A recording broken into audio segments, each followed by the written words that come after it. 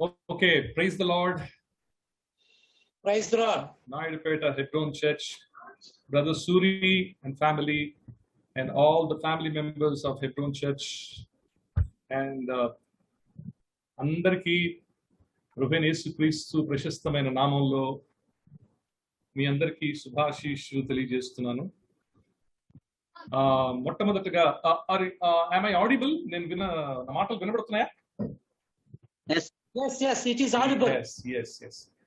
So చాలా కాలం తర్వాత మిమ్మల్ని అందరినీ కలుసుకోవడం చాలా సంతోషంగా ఉంది. నిజానికి సైతానుడు అనుకుంటున్నాడు చర్చిలన్నీ మూత వేయించాను అనుకుంటున్నాడు, కానీ ప్రతి ఇల్లు ఒక చర్చిగా మారిందని సాతానికి తెలియడం లేదు. ఇది గొప్ప విజయము.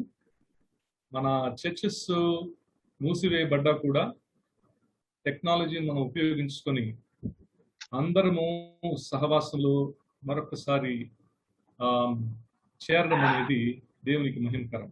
దేవునికి వందనాలు, స్తోత్రాలు. ముందుగా ఈ నాకు అవకాశం ఇచ్చినటువంటి బ్రదర్ సూరికి, అంకుల్కి చేరి కూడి వచ్చిన మీ అందరికీ కూడా కృతజ్ఞత తెలియజేస్తున్నాను. దేవాతి దేవునికి నా యొక్క కృతజ్ఞతాస్తుతులు తెలియజేసుకుంటున్నాను. ఇది యవనస్తుల కూడిక అని తెలిసింది నాకు. It's youth meeting. సో కాబట్టి యవనస్తులందరూ ఉన్నారు. కాబట్టి ఈ రోజున మనం కొన్ని ఫండమెంటల్స్, ముఖ్యంగా యవనస్తులు నేర్చుకోవాల్సినటువంటి కొన్ని ఫండమెంటల్స్ గురించి మనం ధ్యానిద్దాము. మనం ధ్యానంలోకి వెళ్ళబోయే ముందు చిన్న ప్రార్థనతోటి నేను ప్రార్థించాలని ఆశపడుతున్నాను. అందరం ప్రార్థనలో ఏకీపిద్దాం. మహోన్నతుడా, సర్వశక్తివంతుడా, నిత్యుడగు తండ్రి, సమాధానకర్త, జీవాధిపతి, స్తోత్రం నాయన. ఈ సాయంకాల సమయంలో కూడి వచ్చిన బిడ్డలందరినీ కూడా మీ యొక్క ప్రేరేపణతో కూడి వచ్చారని మేము నమ్ముతున్నాం ప్రభువా. మరి మాట్లాడేది మేము కాదు, కానీ పరిశుద్ధాత్మ దేవుని యొక్క నడిపింపు ద్వారా మీరు మాట్లాడమని, వేయబడే ప్రతి విత్తనము నూరంతలుగా ఫలింపజేయమని మా ప్రభువును ప్రియరక్షకుడైన యేసయ్య అతి శ్రేష్టమైన, ఘనమైన, గంభీరమైన నామంలో ప్రార్థన చేసి వేడుకుంటున్నాం పరమ తండ్రి, ఆమేన్. ప్రియులారా, మరి అందరూ బాగున్నారా? ఈ కరోనా సీజన్ లో అందరూ సేఫ్ గా ఉన్నారా? ఆరోగ్యంగా ఉన్నారా? కొన్ని కుటుంబాలు మరి ఆ వ్యాధిగ్రస్తమై ఉండొచ్చు.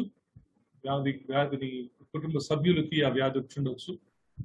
ఆ మాటకు వస్తే నేను, నా భార్య కవిత కూడా we became COVID positive and we got treated by the grace of God.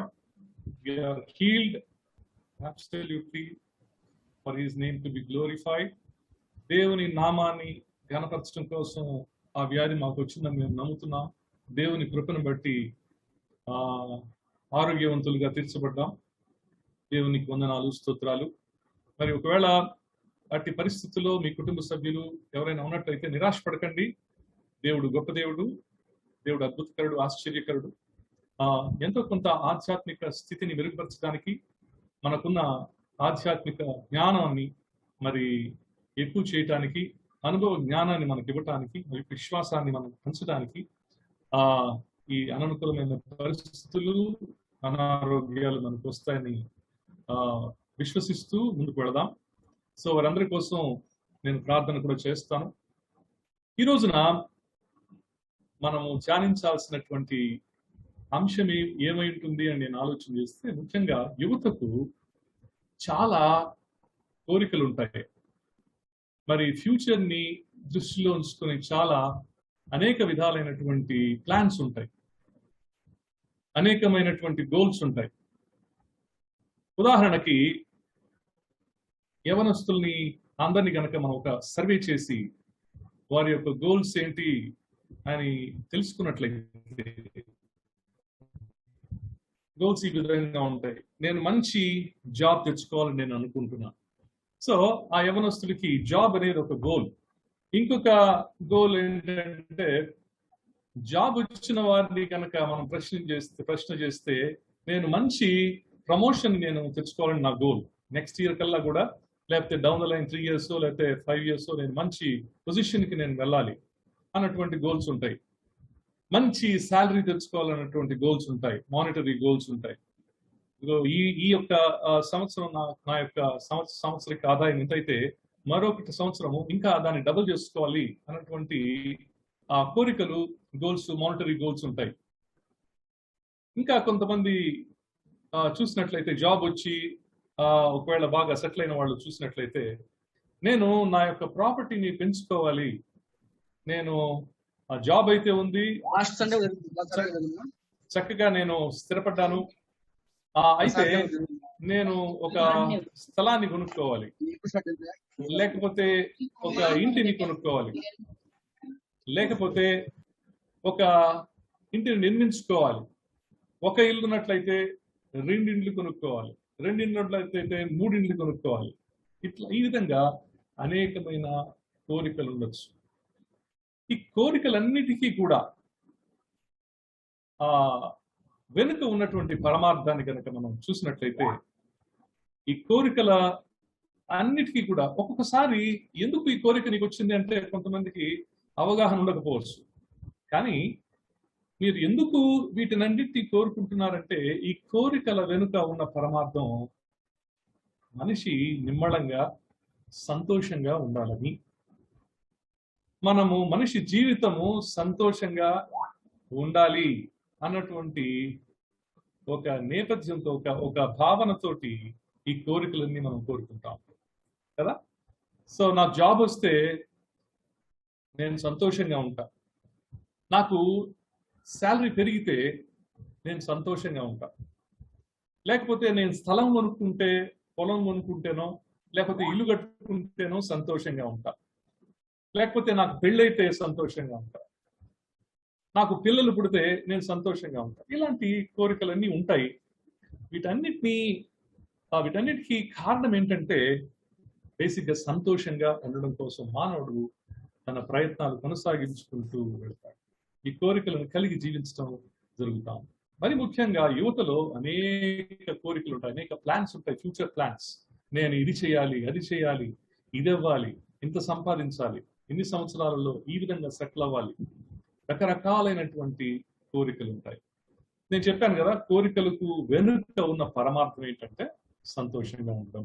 అయితే చెప్పబడిన వాటన్నిటిలో ఈ లిస్ట్ అంతా కూడా మనం చూసినట్లయితే, వీటన్నిటిని బట్టి మరి సంతోషంగా మనం ఉండగలమా? ఇవన్నీ కూడా కలిగి ఉండి కూడా సంతోషంగా, సమాధానంగా ఉండే పరిస్థితి మనకున్నదా అని ఆలోచన చేస్తే, లేకపోతే ప్రశ్న వేసుకున్నట్టయితే జవాబు లేదనే మనకు వస్తుంది. చూడండి, జాబ్ వస్తే నేను సంతోషంగా ఉన్నట్లయితే, మరి ఆ జాబ్ పోయిన తర్వాత నా పరిస్థితి ఏంటి? నా సంతోషం ఆవిరైపోతుంది. ప్రమోషన్ రావాలి అని నేను కోరిక కలిగి, ప్రమోషన్ వస్తే నేను సంతోషపడతాను అనుకుంటే, ప్రమోషన్ రాకపోతే ఆ సంతోషం ఆవిరైపోతుంది. కాబట్టి స్థలం కానీ, పొలం కానీ, ఇల్లు కానీ, ఇవన్నీ కట్టుకున్నంత మాత్రాన నాకు సంతోషం వస్తుంది అనుకుంటే, ఆ సంతోషము ఒకవేళ అప్పటికప్పుడు ఉండొచ్చేమో కానీ ఆ సంతోషము శాశ్వతంగా ఉండే పరిస్థితి లేదు. సో ఇవన్నీ కూడా మనం చూసినట్లయితే టెంపరీగా మనకి సంతోషాన్ని ఇస్తాయి. మరి పరిపూర్ణమైనటువంటి సంతోషాన్ని ఇవ్వలేవు, శాశ్వతమైనటువంటి సంతోషాన్ని ఇవ్వలేవు అని మనకు అర్థమవుతుంది. ఎవరైనా అనుభవం కలిగినటువంటి వారు పెద్దవారిని అడిగితే వారు ఇదే చెప్తారు, నేను ఎంతగానో సంపాదించాను, అయితే నాకు సంతోషం లేదు. నేను అచీవ్ చేయాల్సిన పొజిషన్స్ అన్నిటినీ కూడా నేను అచీవ్ చేశాను, అయితే నాకు సంతోషం లేదు. ఎంతో సంపాదించాను, కోట్ల కొలది సంపాదించాను, వెండి బంగారాలు సంపాదించాను, కానీ సంతోషం లేదు.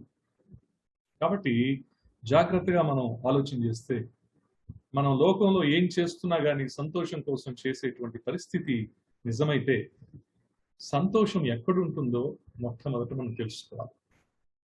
సంతోషానికి ఒక నిర్వచనం మనం తెలుసుకోవాలి. సంతోషానికి ఉన్నటువంటి గుణగణాలు ఏంటో తెలుసుకోవాలి. సంతోషము నిజమైన సంతోషంగా ఉండాలి అంటే ఆ సంతోషానికి 2 గుణాలు ఉన్నాయి. మొదటి గుణం ఏంటంటే ఆ సంతోషం అనేది శాశ్వతంగా ఉండాలి. రెండవ గుణం ఏంటంటే ఆ సంతోషము పరిపూర్ణంగా ఉండాలి.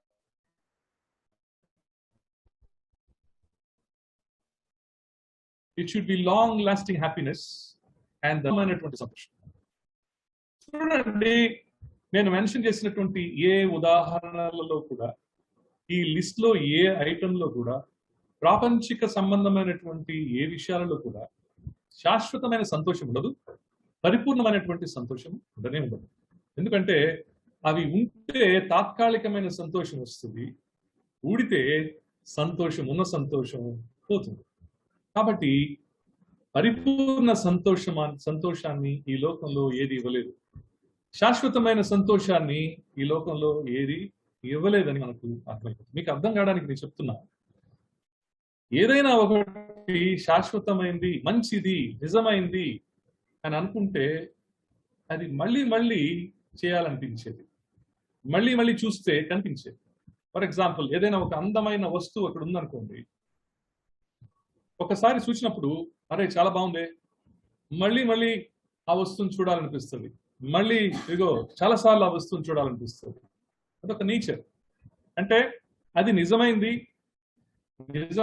నిజమైనటువంటి అందం కలిగింది కాబట్టి మళ్ళీ మళ్ళీ మనం చూస్తాం. ఏదైనా ఒక పాట పాడారు అనుకోండి, ఒక గాయకుడు ఒకటి పాట పాడారు, చాలా సంతోషించారు, చాలా ఆనందించారు. ఎందుకంటే ఆ గాయకుడి యొక్క స్వరం చాలా బాగుంది, ఆ పాట చాలా బాగుంది అనడానికి రుజువు ఏంటంటే మళ్ళీ మళ్ళీ ఆయన పాడాలని కోరుకుంటాం, మళ్ళీ మళ్ళీ ఆ పాటను వినాలని ఆశిస్తాం, మళ్ళీ మళ్ళీ ప్రయత్నం చేస్తూనే ఉంటాం. చూడండి, ఒక్కసారి ఆ వస్తువు పగిలిపోయింది అనుకోండి, అందంగా ఉండే వస్తువు పగిలిపోయింది, మళ్ళీ మళ్ళీ చూడలేము. బాగా పాడేటువంటి గాయకుడు చనిపోయాడు అనుకోండి, ఫర్ ఎగ్జాంపుల్ మనం రీసెంట్ పాస్ట్ మనం చూస్తే చక్కగా దేవుని పాటలు కూడా పాడినటువంటి ఎస్పి బాలసుబ్రహ్మణ్యం గారు మరణించారు. ఇంకా ఆ గొంతు మనం వినలేము, రికార్డింగ్ లో వినాల్సిందే కానీ డైరెక్ట్ లైవ్ లో మనం వినలేం కదా. సో కాబట్టి కొన్నాళ్ళకి ఆ పాటలు పోతాయి, ఆ వాయిస్ వినడం కూడా పోతుంది. సో నిజమైనది ఏదైనా ఉంది అంటే అది మళ్ళీ మళ్ళీ వినాలనిపించేది, చూడాలనిపించేది, అనుభవించాలనిపించేది. సంతోషం కూడా అలాంటిదేనండి.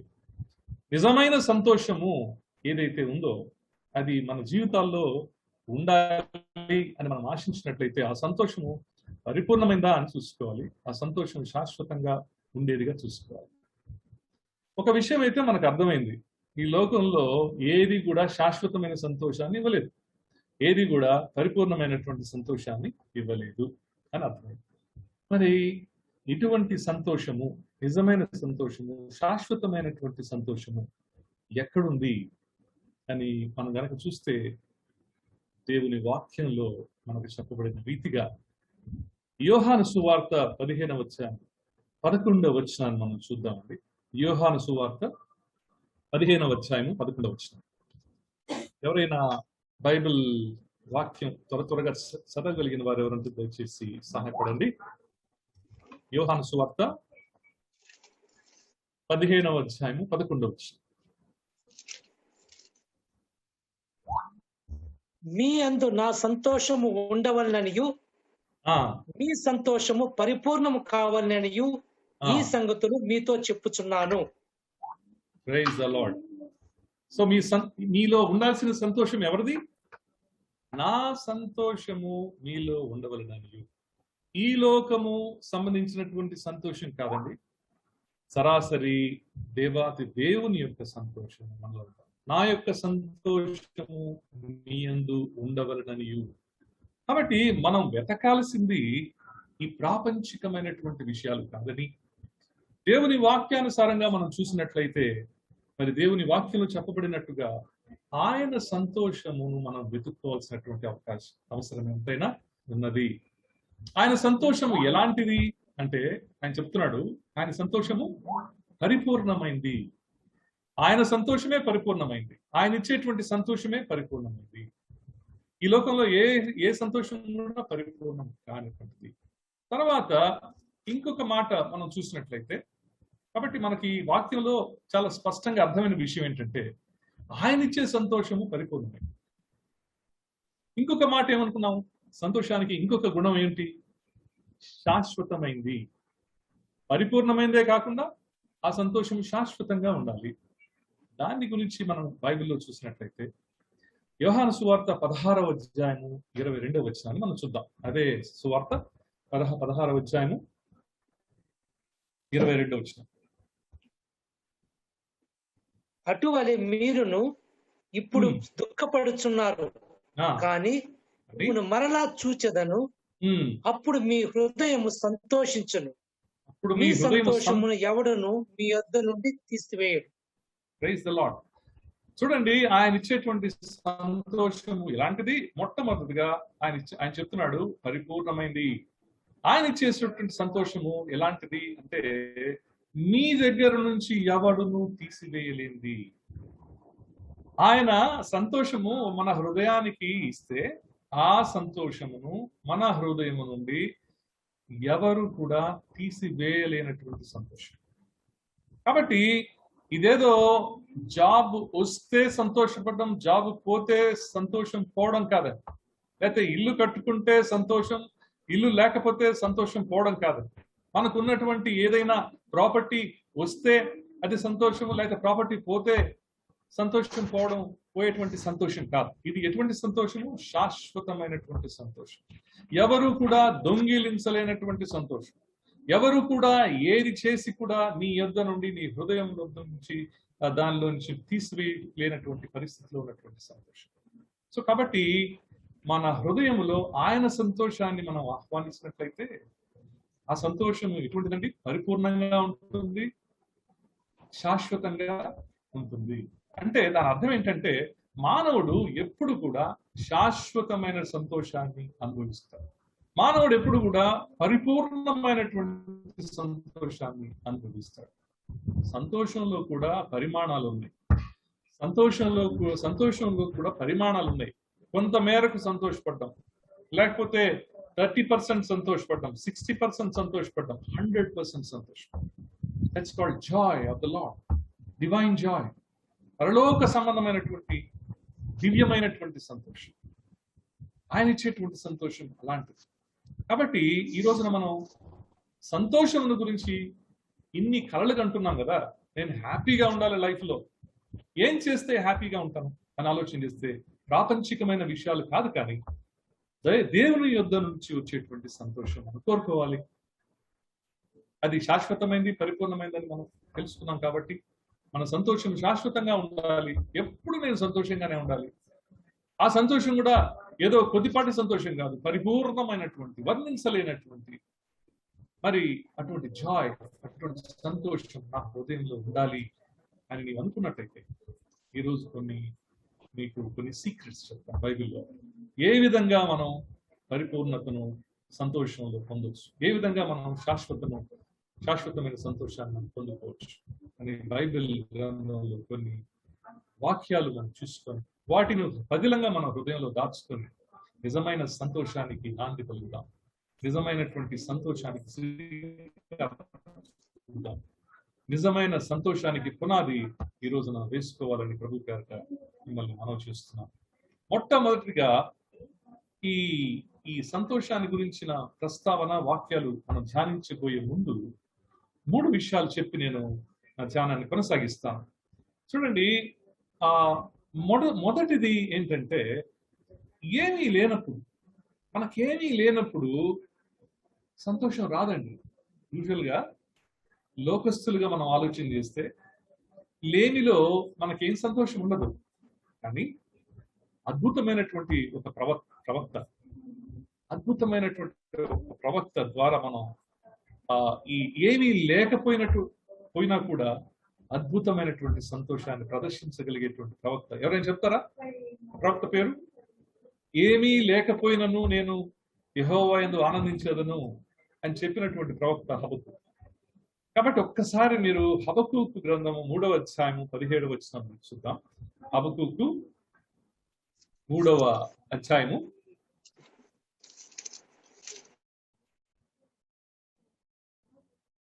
17వ వచనం.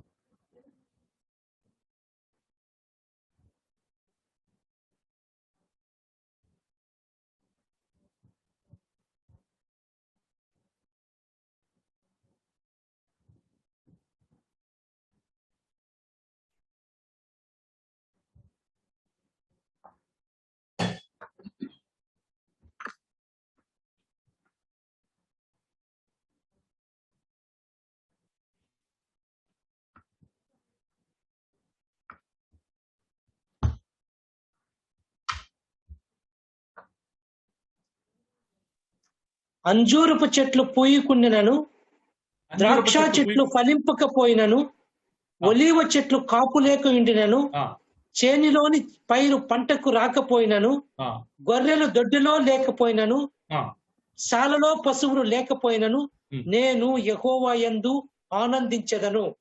నా రక్షణకర్త అయిన నా దేవుని యందు నేను సంతోషించెదను. కదా, చూడండి, అంజూరపు చెట్లు పూయకపోతే సంతోషం ఎక్కడి నుంచి వస్తుంది? ద్రాక్ష చెట్లు ఫలించకపోతే సంతోషం ఎక్కడి నుంచి వస్తుంది? ఒలీవ చెట్లు కాపు కాయకపోతే సంతోషం ఎట్లా వస్తుంది? చేనిలో పంట చేతికి రాకపోతే సంతోషం ఎక్కడి నుంచి వస్తుంది? శాలలో పశువులు లేకపోతే, దొడ్డిలో గొర్రెలు లేకపోతే సంతోషం ఎక్కడి నుంచి వస్తుంది? లేమిలో లేకపోయినా కూడా సంతోషించదను అని అనుకుంటాడు.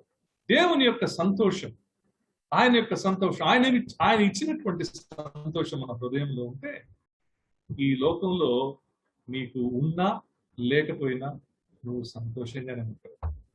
ఆ సంతోషం కూడా పరిపూర్ణంగా ఉంటుంది, సంతోషం శాశ్వతంగా ఉంటుంది. కాబట్టి ఏదైనా లేమిలో ఎవరైనా ఉన్నారా? మీకు ఇది లేదనుకొని బాధపడుతున్నారా? బాధపడకండి. ఎందుకంటే దేవుడు నీలో ఉండి నిజమైన సంతోషాన్ని పుట్టించబోతున్నాడు. దిగులు పడకండి. అది క్రైస్తవ్యం కాదు, విశ్వాస లక్షణం కాదు. లేమిలో కూడా ప్రభుత్వం అనాలి. ప్రవక్త ఏ విధంగా అంటున్నాడో ఆ విధంగా మనం మాట్లాడాలి. ప్రభువా, మరి నాకు మా పక్కింటోడికి ఇది ఇచ్చావు, లేకపోతే నా పొరుగు వారికి ఇది ఇచ్చావు. ఈ రోజున లోకంలో ఎట్లున్నారంటే, మన పొరుగు ఇంట్లో ఒక స్మార్ట్ టీవీ కొనుక్కున్నారనుకోండి, మనం కూడా ఏ విధంగా కొనాలి? మంచి ఫ్రిడ్జ్ కొనుక్కున్నారనుకోండి, అదే బ్రాండ్ ఫ్రిడ్జ్ మనం కూడా కొనుక్కోవాలి. దీనికోసం పోటీలు పడుతున్నాం. వీళ్ళరా, ఈ లోకంలో ఏది లేకపోయినా కూడా వాటిని బట్టి కాదు నేను సంతోషించేది. ప్రభువైన యేసును బట్టి, నా యొక్క దేవుని బట్టి, నా రక్షణకర్తను బట్టి నేను సంతోషిస్తాను. ఆయన యందు నేను ఆనందిస్తాను, నా రక్షణకర్తను యందు నేను ఆనందిస్తాను అని మరి హబక్కూకు చెప్తా ఉంటారు. కాబట్టి ఉన్నా లేకపోయినా, ఈ లోకంలో లోక సంబంధమైనవి మనకు ఉన్నా లేకపోయినా మనం సంతోషంగానే ఉండాలని హబక్కూకు ద్వారా నేర్చుకుంటాం. రెండవది ఏంటంటే, మరి అన్ని ఉండి వాటిని ఎంజాయ్ చేస్తూ సడన్ గా ఒక్కసారి కోల్పోయి పరిస్థితి. మొదటిది ఏంటంటే అసలు లేవు, మరి అన్ని ఉండి ఎంజాయ్ చేసి వాటిని టేస్ట్ చేసి సమృద్ధిని రుచి చూసి సడన్ గా అన్ని కోల్పోయితే, ఒక వ్యక్తి మహానుభావుడు అన్నాడు, యెహోవా ఇచ్చెను, యెహోవా తీసుకున్నాడు, ఆయన నామమునకే స్తుతి కలుగుతాడు. హల్లెలూయా. ఎవరండి ఆయన? సో అన్నిటినీ అనుభవించినాడు, సడన్ గా అన్ని పోయాయి ఒక్క రోజులో. మరి అందరూ ఫ్యామిలీ మెంబర్స్ పోగొట్టుకున్నారు, ఆస్తంతా పోయింది.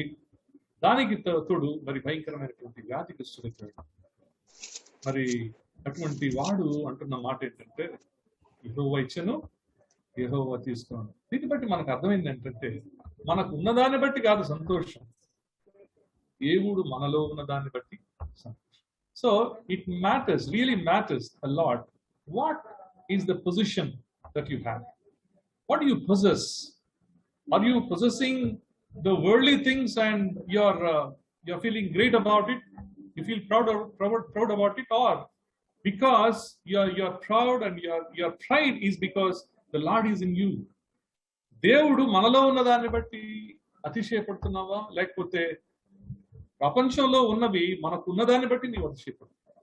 ఇది ప్రశ్నించుకుంటున్నారు. కాబట్టి మొదట వ్యక్తిని చూసాం, ఏమీ లేకపోయినా దేవుని యందు ఆనందిస్తానన్న వ్యక్తి. రెండో వ్యక్తి ఉండి కోల్పోయినా కూడా మరి దేవుని యందే నేను ఆనందిస్తాను, సంతోషపడతానన్న వ్యక్తి చూసాం. మూడో వ్యక్తి ఏంటంటే, ఈయనకి సర్వ సమృద్ధి ఉంది, లేమి లేదు, మరి సర్వ సమృద్ధి ఎంజాయ్ చేస్తూ మధ్యలో ఏం పోలేదు, అన్నీ ఉన్నాయి. అన్నీ ఉన్నప్పుడు ఆయన అన్న మాట ఏంటంటే, ఆయన ఒక రాజు. ఆయన అన్న మాట ఏంటంటే, ఆ రాచరికాన్ని అనుభవిస్తూ సర్వ సమృద్ధిలో ఆ యొక్క పవర్ని, ఆ యొక్క ధనధాన్యాలని, ఆ యొక్క గోల్డ్ వెండి బంగారాలని అనుభవిస్తూ ఆ యొక్క పవర్స్ ని అంతా కూడా ఎంజాయ్ చేస్తూ ఆయన అన్న మాట ఏంటంటే, నేను గుర్రములను బట్టి రథములను బట్టి నేను అతిశయించడం లేదు, కానీ యెహోవాను బట్టి నేను అతిశయిస్తాను. దావీదు మహారాజు అంటున్నారు. కాబట్టి మూడు విషయాలు చూసాం, మూడు స్థితిగతులు చూసాం. మొదటి స్థితి లేని స్థితి. లేని స్థితిలో కూడా నీవు సంతోషంగా ఉండాలి. రెండవ స్థితి ఉండి కోల్పోయిన స్థితి. దాంట్లో కూడా నువ్వు యెహోవా ఇచ్చను, యెహోవా తీసుకును, యెహోవా నామమునకు స్థితి కలుగునుగాక అని చెప్పగలగాలి. మూడవ స్థితి ఏంటంటే, సర్వ సమృద్ధిలో నిన్ను నీవు సమర్పించుకొని, నేను నాకున్న దాన్ని బట్టి నేను అతిశయించట్లేదు, కానీ నాకు ఇచ్చినటువంటి దేవుని బట్టి నేను అతిశయిస్తున్నాను అన్నటువంటి సంతోషకరమైనటువంటి స్థితిని మనం పొందాలి అని ప్రభు ఈ ముగ్గురు పేర్లు బైబిల్ గ్రంథంలో రాయించి పెట్టాడు. వీటిని బట్టి దేవునికి స్తోత్రం. ఇది నిజమైనటువంటి సంతోషానికి సాదృశ్యం. కాబట్టి ఈ నిజమైన సంతోషాన్ని మనము అనుభవించాలి అంటే, మరి బైబిల్ గ్రంథంలో నిజమైన సంతోషాన్ని గురించి ఏం చెప్పారో నిజానికి ఇటువంటి సంతోషం చూడండి. ఈ స్థితిగతులు మనం ప్రతి మానవునికి వస్తాయి. లేమిలో ఉండొచ్చు మానవుడు, లేకపోతే కలిగి కొంతకాలం కలిగి కొంతకాలం పోయిండొచ్చు, అంతా లాస్ అయిండొచ్చు, మీకు లాస్ లో మీరు ఉండొచ్చు. దాని తర్వాత మూడవది మీరు సర్వ సమృద్ధిలో ఉండొచ్చు. దేవుడు అన్ని కూడా మీకు ఇచ్చిండొచ్చు. ఈ మూడు స్టేటస్ లో ప్రతి ఒక్కరూ ఉండి తీరుతారు. కాబట్టి ఈ మూడు స్టేటస్ లో స్థితిగతుల్లో ఉన్నా కూడా నీవు యెహోవా యందు దేవుని యందు మాత్రమే నువ్వు ఆనందించాలి అన్నటువంటి స్థితికి నువ్వు రావాలి అంటే బైబిల్ గ్రంథంలో ఉన్నటువంటి సత్యాలు నీకు అర్థం అవ్వాలి. ఈ రోజున ఒకసారి మనం ఆలోచన చేసుకుంటే అటువంటి సంతోషం మనకు ఉందా అంటే డెఫినెట్ గా మనం చెప్పొచ్చు, లేదు. ఎందుకు లేదు అంటే, దాన్ని కూర్చున్నట్టు సంతోషాన్ని కూర్చున్నటువంటి వాక్య ధ్యానాంశం మన హృదయాల్లో జరగట్లేదు. నిజమైనటువంటి సంతోషము ఏ విధంగా సంపాదించుకోవాలి వాక్యానుసారంగా అనేది మనకు తెలియదు. అందుకనే ముఖ్యంగా యవనస్తులైన మీరు, ఎంతో జీవితాన్ని చూడాల్సినటువంటి మీరు, ఒక బాధ్యత కలిగి మరి రాబోయే తరానికి ఒక మాదిరికరంగా జీవించాల్సినటువంటి మీరు, ఒక మంచి విలువలతోటి మీ జీవితాన్ని మలుచుకున్నట్లయితే, మంచి ఫౌండేషన్ మీరు వేసుకున్నట్లయితే, తప్పకుండా రాబోయే తరాన్ని మీరు చక్కగా లీడ్ చేయగలరని ప్రభుత్వం చేస్తూ, మరి ఇటువంటి నిజమైన సంతోషాన్ని మన వాక్యంలో వెతుక్కోవాలని, మరి ధ్యానించుకోవాలని మనసారా కోరుకుంటూ మన ధ్యానాన్ని మొదలు పెడదాం. మరి మొట్టమొదటి విషయం, నిజమైన సంతోషం, మనకు ఉన్నటువంటి సంతోషం పరిపూర్ణం కావాలంటే మొట్టమొదటి విషయం ఏంటంటే, పిల్లరా, యోహాను సువార్త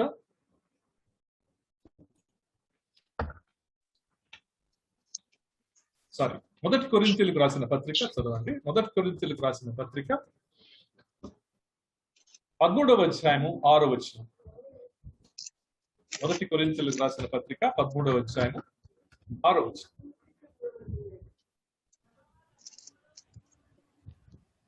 దుర్నీతి విషయమై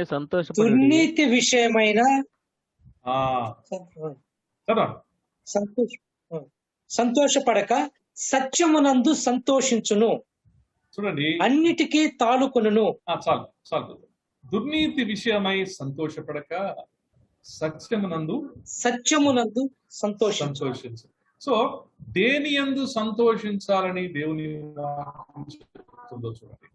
దుర్నీతి యందు సంతోషపడక సత్యమునందు సంతోషించాలి. దీంట్లో 2 భాగాలు ఉన్నాయి. మొదటిది దుర్నీతి, రెండవది సత్యం. నేను ఒక ప్రశ్న అడుగుతాను, మీరు ఎవరైనా ఆన్సర్ చేయండి. దుర్నీతి యందు మీరు సంతోషిస్తున్నారా? మనం ఇంటరాక్ట్ అవుదాం. యూత్ మీటింగ్ కాబట్టి మనం ఇంటరాక్ట్ అవ్వచ్చు. ఎవరైనా ప్రశ్నకు సమాధానం చెప్పు. మీరు దుర్నీతి యందు సంతోషిస్తున్నారా? దుర్నీతి యందు సంతోషిస్తున్నారా ఎవరైనా? యవనస్తులు అందరికి మనసులో లేదు అని ఉంది కదా. నేను చెప్తా దుర్నీతి అంటే ఏదో మర్డర్ చేయడము, లేకపోతే దొంగతనం చేయడము, వ్యభిచారం చేయడము, ఇది కాదండి. చాలా నార్మల్ గా మనము దుర్నీతి విషయాల్లో పడిపోతా ఉంటాం. చూడండి, దుర్నీతి అంటే ఏంటంటే, ఎవరైనా ఒక ఇంజనీర్ ఉన్నాడు అనుకోండి, పెద్ద ఇంజనీర్ ఉన్నాడు. ఆ ఇంజనీరు మరి బాగా సంపాదిస్తున్నాడు. చాలా మంది అంటుంటారు రెండు చేతుల ఆ వ్యక్తి సంపాదిస్తున్నాడు అంటే దాని అర్థం ఏంటంటే లంచాలు బాగా తీసుకుంటున్నాడు. నేను మాకు నెల్లూరులో ఒక రిలేటివ్ ఉండేవాడు. ఆయన బాగా డబ్బు మనిషి. ఆయన అన్నాడు, అనంతాన్ని ఇంజనీరింగ్ చేస్తే బాగుంటుంది, మెడిసిన్ కంటే ఇంజనీరింగ్ చేస్తే బాగుంటుంది. ఎందుకు అంటే మంచిగా సంపాదించుకోవచ్చండి, మంచి లంచాలు ఉంటాయి బాగా. సో కాబట్టి మానవుని యొక్క హృదయం ఎలా ఉందో చూడండి. లంచాల ద్వారా బాగా సంపాదించి ఇళ్ళు మీద ఇళ్ళు కట్టుకుంటూ, పొలాలు, ఆస్తులు, స్థిరాస్తులు సంపాదించుకుంటూ చక్కటి జల్సా జీవితాన్ని జీవించేటువంటి జీవితాన్ని సక్సెస్ అది మరి మనిషి అనుకుంటున్నాడు. ఆ యొక్క ఇంజనీర్ ఫాదర్ కూడా ఏమంటున్నాడు అంటే, మా అబ్బాయి చాలా బాగా సంపాదిస్తున్నాడు. అతిశయం. దేనిలో అతిశయపడుతున్నారు? లంచం తీసుకున్న విషయంలో అతిశయపడుతున్నారు. దుర్నీతి విషయంలో సంతోషపడుతున్నారు. దుర్నీతి విషయాన్ని ఎంకరేజ్ చేస్తున్నారు. అదేవిధంగా ఇంకా ఎన్నో ఎగ్జాంపుల్స్ మనం చూసుకోవచ్చు. ఒక ఆయన అంటాడు, మా అబ్బాయి 5 మందిని కొట్టేసి వచ్చేసాడండి. ఎలాట జరిగింది బజార్లో, 5 మందిని ఒక్కసారి కొట్టాడండి. దుర్నీతి విషయమై సంతోషం. అందరూ దాన్ని సపోర్ట్ చేస్తారు. ఫ్యామిలీ మెంబర్స్ అంతా కూడా షబాస్, మంచి కొట్టారు. ఇది దేవుని కార్యం అండి. మళ్ళీ క్రైస్తవ కుటుంబం అయి ఉండొచ్చు, క్రైస్తవులే, విశ్వాసులే, కానీ మరి ఏదో అన్నాడనో, లేకపోతే ఏదో అయిందని, అన్యాయం జరిగిందనో మరి నీ బల ప్రదర్శన చేసి వచ్చేసావు. దాన్ని మరి కుటుంబ సభ్యులు కానివ్వండి, స్నేహితులు కానివ్వండి సమర్థించేటువంటి పరిస్థితి మనం చూస్తా ఉంటాం. యవనస్తులు కాబట్టి చెప్తున్నా మీకు, ఈ కాలం గర్ల్ ఫ్రెండ్స్ ఉండడం లేకపోతే బాయ్ ఫ్రెండ్స్ ఉండడం చాలా ఫ్యాషన్ అయిపోయింది. ఈ కౌంట్ ఎట్లా, ఈ ప్రెస్టీజ్ ఎట్లా ఉంటుందంటే, I have 2 girl friends, I maintaining 2 girl friends. అంటే ఎంతమందిని గర్ల్ ఫ్రెండ్స్ ని మెయింటైన్ చేస్తే అంత గొప్ప. ఒక వ్యక్తి ఇంకో వ్యక్తితో చెప్తున్నాడు, ఒక ఫ్రెండ్ ఇంకో ఫ్రెండ్ తో చెప్తున్నాడు, వాడికి 3 గర్ల్ ఫ్రెండ్స్ ఉన్నారా, నాకు ఒక గర్ల్ ఫ్రెండే ఉంది. ఎక్కడికి పోతుంది లోకం? దుర్నీతి విషయమై సంతోషిస్తున్నాం. ఇంకొక ఆయన అంటాడు, మా వాడి వాగ్దాటికి ఎవ్వరు మాట్లాడకపోయారు అంటే అన్ని బూతులు మాట్లాడారు. బూతులు మాట్లాడి కంట్రోల్ చేస్తే ఆ వ్యక్తిని కుటుంబ సభ్యులు సమర్థించుకోవడం. మా వాడు నోరెత్తితే మిగతా వాళ్ళ నోర్లని కూడా మూయబడ్డాయి. నేను ఐఎమ్ టాకింగ్ వెరీ ప్రాక్టికల్ అండి, వెరీ ప్రాక్టికల్ గా మాట్లాడుతాను. లేరంటారా? ఇలాంటి సమర్థించేటువంటి వాళ్ళు లేరంటారా? చాలా మంది తల్లులను చూశాను, వాళ్ళ అమ్మాయిలతో మిస్బిహేవ్, వచ్చిన బంధువులు ఇంటికి వచ్చినటువంటి అమ్మాయిలతో మిస్బిహేవ్ చేస్తే దాన్ని వాళ్ళ యొక్క తల్లికి లేకపోతే తండ్రికి చేరవేస్తే సమర్థించుకున్నటువంటి తల్లిదండ్రులు నేను చూశాను. దుర్నీతి విషయంలో సంతోషం. వీళ్ళరా అనేక విషయం మనలో మన హృదయాలు పరీక్ష చేసుకున్నాం. ఇటువంటి దుర్నీతి మనలో రాజ్యం వెళుతుందా? లిస్ట్ అవుట్ చేసుకున్నాం. దేవుని యొక్క సన్నిధిలో మనం పరీక్షించవలసినటువంటి అవసరం ఎంతైనా ఉంది. ఈ యొక్క జూమ్ మీటింగ్ పెట్టేటువంటి ఉద్దేశం అదే. మనం కాలయాపన చేయకుండా, కాలాన్ని వృధా చేయకుండా, చర్చ్ పెట్టడం లేదన్నటువంటి ఆ నిరాశ లేకుండా దేవుడు అద్భుతమైనటువంటి అవకాశాలు, పరిశుద్ధాత్మ దేవుడు మనతో మాట్లాడుతూ మన యొక్క జీవితాలు, ఇంట్లో ఉండే బాగు చేసేటువంటి పరిస్థితి దేవుడు అనుగ్రహించినటువంటి సందర్భాన్ని వందనాలతో స్తోత్రం తెలియజేసుకుంటున్నా. Let us make the best use of it. కాబట్టి ఈ దుర్నీతి మన హృదయాలలో, మన జీవితాల్లో ఏదైనా ఉందా లిస్ట్ వేసుకున్నాం. ఒకవేళ దుర్నీతిలో గనక మనం అతిశయిస్తున్నట్లయితే right away you need to come out. ఇప్పుడే ఈ క్షణమే మనం అందులో నుంచి బయటికి రావాల్సినటువంటి పరిస్థితి ఉంది. రావాలని ప్రభు పేరట మనం చూస్తున్నాం. కాబట్టి దేవుడు చక్కగా వ్రాయించి పెట్టినటువంటి మాట ఏంటంటే, మీరు దుర్నీతి విషయంలో నాకు తెలుసు మీరు మానవులు, మీరు దుర్నీతి విషయంలో సంతోషిస్తారు. అందుకనే దేవుడు అన్నాడు చాలా స్పష్టంగా, దుర్నీతి విషయమై మీరు అతిశయపడక, సంతోషపడక. దేని యందు సంతోషపడమన్నాడు? సత్యమునందు సంతోషపడమన్నాడు. సత్యమునందు సంతోషపడడం అంటే ఏంటంటే, ఇప్పుడు చూడండి, సత్యము మనకు చెప్పినట్లయితే మనకది వంట పడదంట. మనకది ఆ యొక్క మాట, సత్యమును ఉటకించేటువంటి మాట మనం వినాలని ఆశపడం. నేను చెప్తాను ఒక ఉదాహరణకి. మీకు ఎక్కువ కోపం వస్తుందండి ఈ మధ్య, మీరు కోపంగా మాట్లాడారు, ఆ వ్యక్తితో కోపంగా మాట్లాడారు అంటే నేనా? నో వే, ఒప్పుకోం. చూడండి, సత్యము, నీ గురించిన సత్యము ఒకరు చెప్పినప్పుడు మనం ఒప్పుకోం. No way. బాబు నీవు లంచం తీసుకుంటున్నావు, అది దేవుని దృష్టికి తప్పు అంటే అది మనకి ఇష్టం లేదు. మనం ఆపుకోవడానికి, దాన్ని మానుకోవడానికి మనం ప్రయత్నించాం. బాబు నువ్వు ఇలా ప్రవర్తించడం మంచిది కాదు అని ఎవరైనా చెప్పినట్లయితే మనం దాన్ని మానుకోవడానికి ప్రయత్నించాం. చూడండి, చాలా ఉన్నాయి లక్షణాలు, దేవునికి ఇష్టం లేనటువంటి లక్షణాలు మన జీవితంలో మరి ఒక భాగమై మనకు తెలియకుండానే మనం పాపం చేస్తున్నటువంటి విషయం, మనకు తెలియకుండానే మనం దుర్నీతిలో కూరుకుపోయినటువంటి విషయం. నువ్వు ద్వేషంగా మాట్లాడుతున్నావు, ఇతరులతో అసూయగా మాట్లాడుతున్నావు, ధనాపేక్ష నువ్వు కలిగి ఉంటున్నావు, నువ్వు కోపంతో ఉంటున్నావు, గర్వంతో నువ్వు ఉంటున్నావు, లోకాశలతో నువ్వు నిండుకుని ఉన్నావు అని ఎవరైనా మనకి సూటిగా ప్రశ్నిస్తే మనకి ఇష్టం ఉండదు. కాబట్టి సత్యమునందు మనం సంతోషపడడానికి ఇష్టపడాలి. మన స్థితి ఎలా ఉందంటే, దుర్నీతి విషయమై మనం సంతోషిస్తాం తెలియకుండానే, సత్యము విషయమై మనం సంతోషించడానికి ఇష్టపడము. ఇది వాస్తవం. అందుకని ఈ విషయమై మన హృదయాల్లో మార్పు కలగాలి. దీన్ని మారు మనస్సు అంటారు. చాలాసార్లు మారు మనసు కలిగి రక్షణ పొందుతాం, మారు మనసు కలిగి బాప్తీసం తీసుకొని రక్షణ పొందుతాం. కానీ బాప్తీసం తీసుకుని రక్షణ పొందాము అన్నటువంటి విశ్వాసంలో మనస్సు మాత్రం మారదు. మారు మనస్సు లేనటువంటి రక్షణ అసలు రక్షణే కాదు. కాబట్టి దేవుడు అంటున్నాడు, పాతవి గతించను, ఇదిగో నూతన సృష్టిగా నీవు మార్చబడ్డావు. ఒకవేళ పాతవి అలాగే ఉండి నువ్వు చర్చికి వెళుతున్నా, ప్రార్థన చేస్తున్నా, బైబిల్ చదువుతున్నా, రోజుకు ముమ్మారు ప్రార్థన చేస్తున్నా, దేవుడు నీ యొక్క ప్రార్థన వినడు. ఎందుకంటే నీవు క్రైస్తవుడిగా, విశ్వాసిగా ఎంచబడు. ఎందుకంటే మనస్సు నీలో మారలేదు.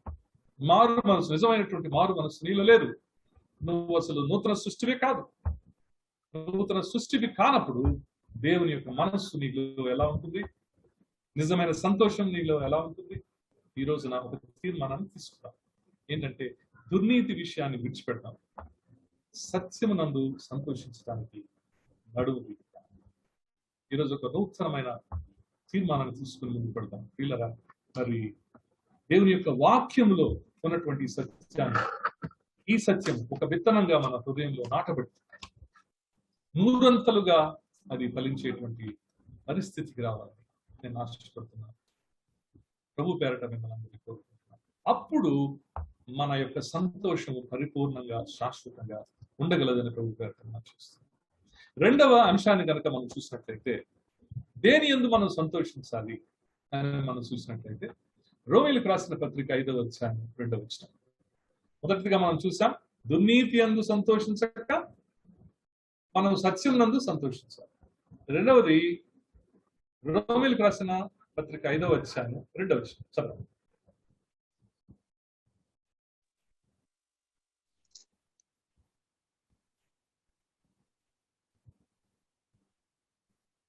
దేవునితో సమాధానం కలిగింది మరియు ఆయన ద్వారా మన విశ్వాసం వలన ఈ కృపయందు ప్రవేశం గలవారమై ఓకే అందులో నిలిచి ఉండి.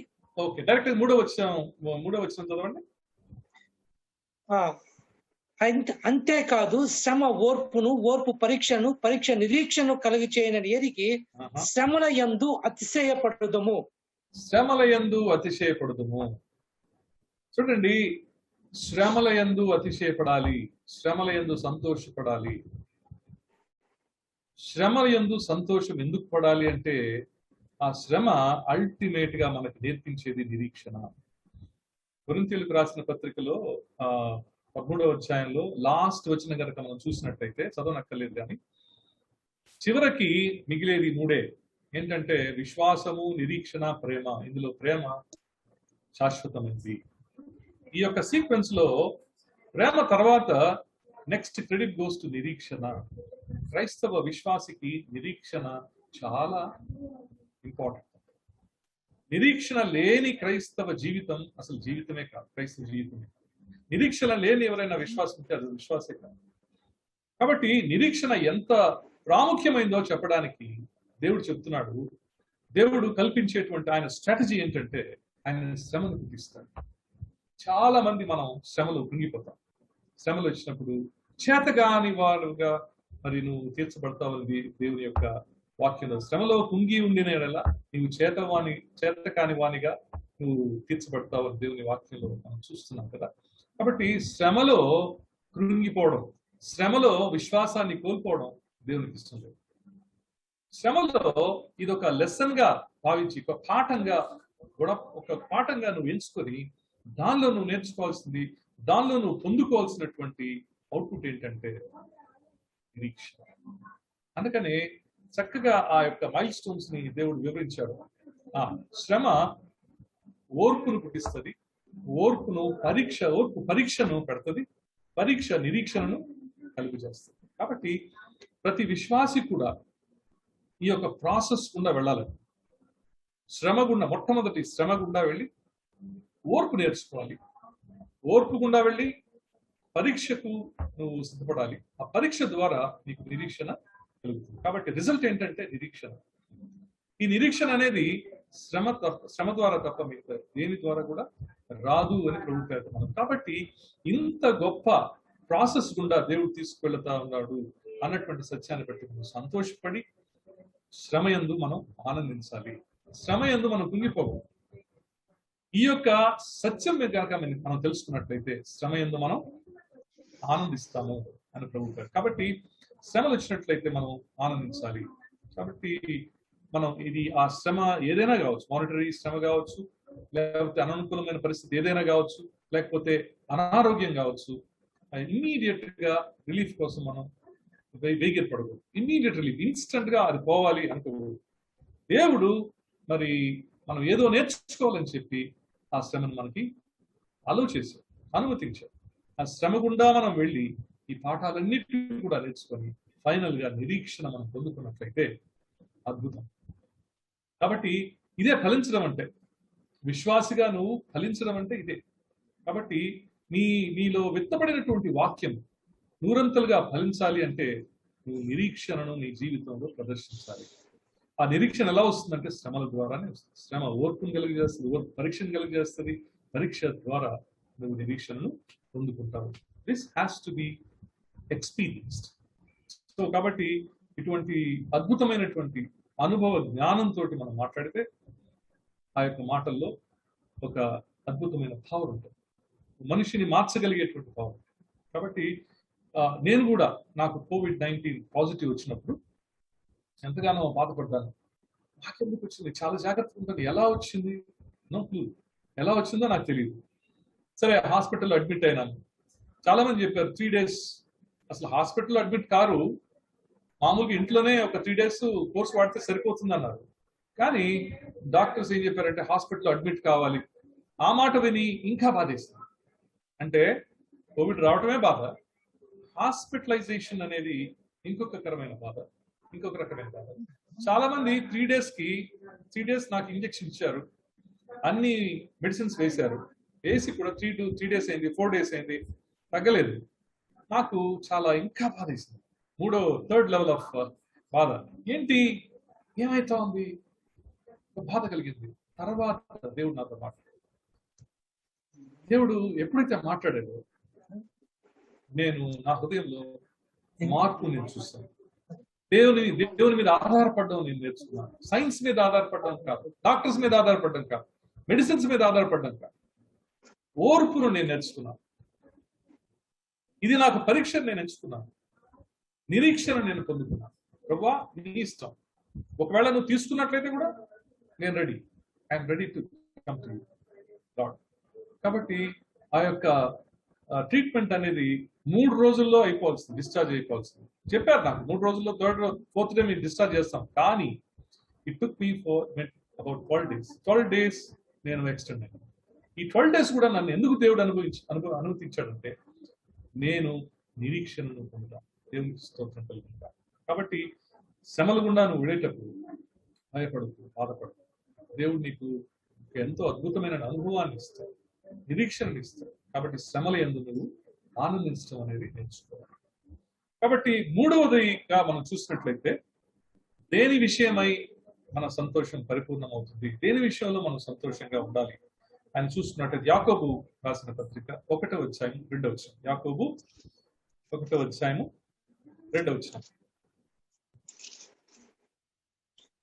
నా సహోదరులారా మీ విశ్వాసములకు కలుగు పరీక్ష ఓర్పును పుట్టించునని ఎరిగి మీరు నానా విధములైన శోధనలో పడినప్పుడు అది మహా ఆనందమని ఎంచుకొనుడి.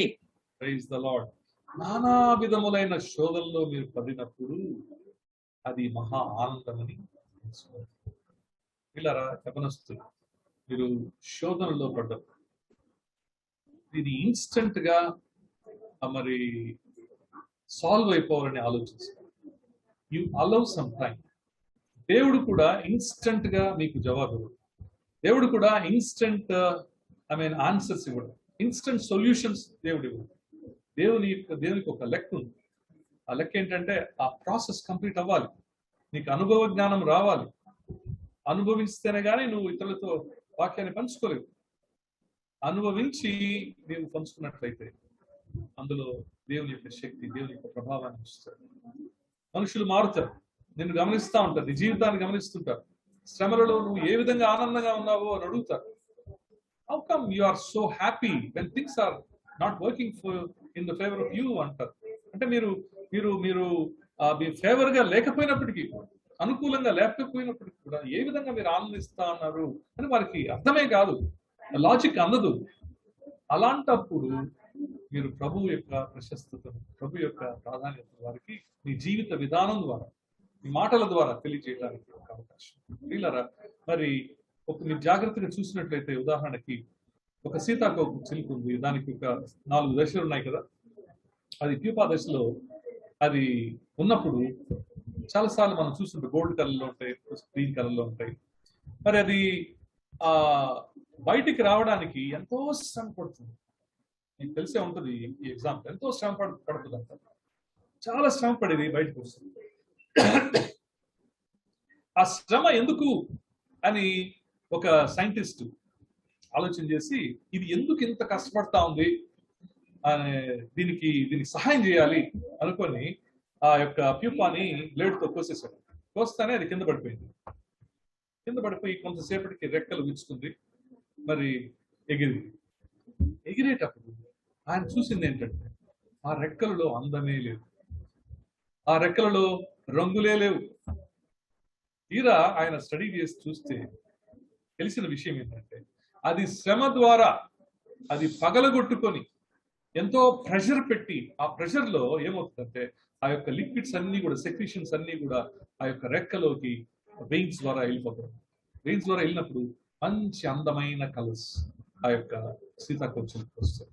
సో నీ యొక్క జీవితము మంచి రంగుల వలయం కావాలంటే, మంచి ఆశీర్వాదంతో నింపబడాలి అంటే, దేవుని దృష్టిలో అందంగా మీ యొక్క జీవితం కనబడాలి అంటే, నిజమైనటువంటి ఆశీర్వాదం జీవితాలకు కావాలంటే, నిజమైన సంతోషం మన జీవితాలకు కావాలంటే, yes, you need to go in the process. So do not look for instant solutions. You need to go. You need to allow some time to fast. So kabatti you have to go through that process. Shortcuts. Don't look for shortcuts. Kabatti మీరు శ్రమ వచ్చినప్పుడు లేకపోతే శోధన వచ్చినప్పుడు you have to be happy. ఎందుకంటే ప్రభు నాకు ఒక అవకాశం ఇచ్చాడు. నేను ఈ యొక్క ప్రాసెస్ గుండా నేను వెళ్తాను. తప్పకుండా నేను ఈ శ్రమల ద్వారా నేను ఒక మేలిని సువర్ణంగా నేను తయారవుతాను అన్నటువంటి నిరీక్షణతో మనం ముందుకు వెళ్ళి మరి దేవుని కొలిచినట్లయితే, దేవుని యొక్క స్థుతించినట్లయితే, దేవుని నామాన్ని స్థుతించినట్లయితే ఆ యొక్క నిజమైన ఆనందం మన హృదయాల్లో. కాబట్టి 3 విషయాలు మనం చూసామండి. మొట్టమొదటిది దుర్నీతి విషయం కాకుండా మరి సత్యం విషయం నందు ఆనందించాలి. రెండవది మనం శ్రమల యందు ఆనందించాలి. మూడవది శోధనల్లో కూడా మనం ఆనందించాలి. 4వ విషయం నేను వస్తున్నాను, మనము ఎవరి యందు మనం ఆనందించాలంటే ఫిలిప్పీయులకు రాసిన పత్రిక 4వ అధ్యాయం 4వ వచనం. ఫిలిప్పీయులకు రాసిన పత్రిక 4వ అధ్యాయం 4వ వచనం మనం చూసినట్లయితే, ప్రభు యందు ఎల్లప్పుడూ ప్రభువు నందు ఆనందించుడి, మరలా చెప్పుదును ఆనందించుడి. పౌలు గారు అన్నటువంటి మాట, ఎల్లప్పుడూ ప్రభు యందు ఆనందించుడి. పిల్లరా, మరి ఆ విధంగా మనం చేస్తున్నామా? Always rejoice in the Lord. ప్రభు అయిన యేసు క్రీస్తు వారిని బట్టి మనం ఆనందించాలి. ప్రభు మనకు చేసినటువంటి గొప్ప కార్యాన్ని బట్టి మనం ఆనందించాలి. ఎందుకు యేసయ్యని బట్టి మనం ఆనందించాలండి? యేసయ్య పరలోకమును వీడి లోకానికి వచ్చి మరి ఆయన సిలువ మరణాన్ని పొందకపోయి ఉంటే మనకు రక్షణ వచ్చేదా? ఆయన ఇచ్చినటువంటి ఉచితమైన రక్షణ బట్టి ఆయన యందు మనం అతిశయపడాలి, ఆయన యందు మనం ఆనందించాలి పిల్లరా. కాబట్టి ఎల్లప్పుడూ ఆ రక్షణ భాగ్యాన్ని గుర్తు చేసుకుంటాం. రక్షణ కర్త అయినటువంటి ప్రభువైన యేసు క్రీస్తు వారిని బట్టి మనం ఆనందించేటువంటి పరిస్థితుల్లో మనం ఉంటారు. కాబట్టి ఇది ఏదో ఒక విషయం జరిగితే ఆనందిస్తుందా, లేకపోతే ఏదో ఒక విషయం జరగకపోతే దుఃఖపడేది కాదు. కాబట్టి ఈ లోకంలో ఉన్నటువంటి ప్రాపంచికమైన విషయాలతో సంబంధం లేకుండా పరలోక సంబంధమైనటువంటి విషయాలు, పరలోక సంబంధమైనటువంటి నా దేవుడు పరలోకాన్ని విడిచి నా కొరకు ఈ లోకానికి వచ్చి మరి నా పాపములకు ప్రతిగా ఆయన మరి మరణించి నాకు రక్షణ భాగ్యం కలిగజేశాడు అన్న విషయం నిరంతరం మన హృదయాల్లో మరి నెమరు వేసుకుంటూనే ఉన్నారు. అందుకని ఎల్లప్పుడూ మీరు ఆనందించుడి, ప్రభువు నందు ఆనందించుడి అంటాడు. Don't forget even 1 second. That's what it means. కాబట్టి ఆయన స్మరణలోనే ప్రతి విషయంలో ఆయన యొక్క ప్రస్తావన, ప్రతి విషయంలో ఆయన యొక్క ధ్యానం, ప్రతి విషయంలో ఆయనను గుర్తు తెచ్చుకోవడం, ప్రతి యొక్క నడకలో మరి ఆయనని అనుసరించడం, ఆయన మాదిరిగా ఎంచుకోవడం, ఆయనకు ప్రాధాన్యత ఇవ్వడం, ప్రభువుని స్మరించుకోవడం అనేది ఎంతో సంతోషకరమైనది. ఎప్పుడు ఆయన స్మరణం చేసుకున్నప్పుడు ఆ యొక్క సంతోషం ఎల్లప్పుడూ శాశ్వతంగా పరిపూర్ణంగా మన హృదయంలో. మరి ఇంకొక విషయాన్ని మనం ఆనందిస్తే, ఇంకొక విషయం మనం చూసినట్లయితే పరిశుద్ధాత్మ ద్వారా మనం పరిశుద్ధాత్మ దేవుని బట్టి మనం ఆనందించాలి. చూడండి ఆ యొక్క వచనము రోమీయులకు రాసిన పత్రిక 14వ అధ్యాయము 17వ వచనాన్ని మనం చూసుకున్నామండి. రోమీయులకు రాసిన పత్రిక 14వ అధ్యాయం 17వ వచనం. దేవుని రాజ్యము భోజనమును పానమును కాదు కాని నీతియు సమాధానమును పరిశుద్ధాత్మ యందలి ఆనందమునై ఉన్నది. పరిశుద్ధాత్మ దేవుని ఆనందమునై ఉన్నది. పరిశుద్ధాత్మ దేవుని బట్టి మనం ఆనందించాలి. ఎందుకు అంటే దేవుడు ఎవరైతే రక్షణ పొందుతారో పరిశుద్ధాత్మ దేవుని మన హృదయాల్లో ముద్రవేశారు. పరిశుద్ధాత్మ దేవుడు మనలో ఉన్నారు. పరిశుద్ధాత్మ దేవుణ్ణి మనం ఆనంద పెట్టాలి. ఎప్పుడు మనం చేసే పనుల ద్వారా, మనం మాట్లాడే మాటల ద్వారా, చేసే తలంపుల ద్వారా పరిశుద్ధాత్మ దేవుని ఎప్పుడు కూడా దుఃఖపరచకూడదు. ఆత్మను ఆర్పకుడి అన్నట్టు. కాబట్టి పరిశుద్ధాత్మ దేవునికి అవమానకరంగా పరిశుద్ధాత్మ దేవుడు మన హృదయాల్లో ముద్రవేయబడి ఉన్నప్పుడు, సంచకరువుగా మనకు అనుగ్రహించబడ్డప్పుడు, చూడండి దేవుడు ఎంత ప్రేమమయుడో. ఆయన రక్షణ కార్యం చేసి మాత్రం వెళ్ళిపోలేదు. ఆయన వెళ్ళిపోయి సంచకరువుగా మనకి మనల్ని సర్వసత్యంలోకి నడిపించడానికి పరిశుద్ధాత్మ దేవుని మనకి సంచితరుగా అనుగ్రహించినటువంటి పరిస్థితుల్లో పరిశుద్ధాత్మ దేవుని బట్టి మనం ఆనందించాలి. పరిశుద్ధాత్మ దేవుడు నాలో ఉన్నాడు, నాతో ఉన్నాడు, నన్ను నడిపిస్తున్నాడు అన్న దాన్ని బట్టి మనం ఆనందించాలి. ఇంకో విషయం ఏంటంటే, పరిశుద్ధాత్మ దేవుడు మనలో ఉన్నప్పుడు మన కళ్ళు ఏదైనా చూడని వాటిని చూసినప్పుడు నువ్వు కళ్ళతో చెప్పాలి, నువ్వు వీటిని చూడకూడదు. లేకపోతే మన హృదయంతో చెప్పాలి, ఈ పరిస్థితిని ఈ విధంగా నువ్వు దేవునికి వ్యతిరేకమైనటువంటి తలంపులు నువ్వు చేయకూడదు. అందుకనే మన తలంపులకు కావలిగా ఆయన పెట్టాడు. ఎంత గొప్ప దేవుడు చూడండి. మన తలంపులు ఎటుపడితే అటు వెళ్ళిపోతాయని మన తలంపులకు కావలిగా మరి పరిశుద్ధాత్మ దేవుడు కూడా పెట్టాడు. కాబట్టి పరిశుద్ధాత్మ దేవుని యొక్క విలువ మనం తెలుసుకోవాలి. కాబట్టి పరిశుద్ధాత్మ దేవుని విలువ ఎప్పుడైతే తెలుసుకుంటామో మనం పరిశుద్ధాత్మ దేవుని బట్టి మనం ఆనందిస్తాం. ఎప్పుడైతే పరిశుద్ధాత్మ దేవునికి మనం గౌరవిస్తామో, పరిశుద్ధాత్మ విలువ, దేవుని యొక్క విలువ మనం తెలుసుకుంటామో, ఆత్మ ఫలాన్ని మనం పొందుకుంటాం. ఆత్మ ఫలం అంటే మీకు తెలుసు కదా, ప్రేమ, విశ్వాసము, దయాళుత్వము, మంచితనము, ఇవన్నీ కూడా మనం కలిగి ఉంటాం. కాబట్టి పరిశుద్ధాత్మ దేవుని బట్టి ఆనందించడం ద్వారా మన జీవితాలు మార్చబడతాయి.